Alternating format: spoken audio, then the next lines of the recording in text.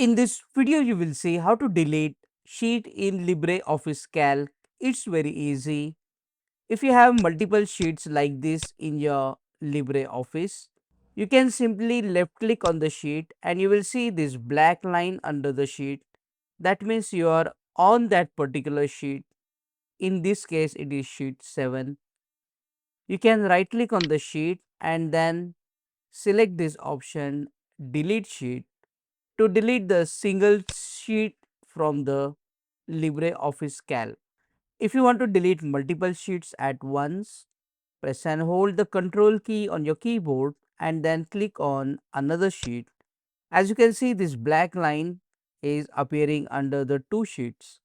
That means these two sheets are selected, and if I click on the third one, it is also selected. Now after selecting, release the control key. Now right click on the mouse and then select the option delete sheet to delete multiple sheets at once in LibreOffice Calc. Click on that like button, comment below and let me know if this video solved your problem. And don't forget to check out these useful videos if you want to learn LibreOffice Calc quickly. See you again in the next one.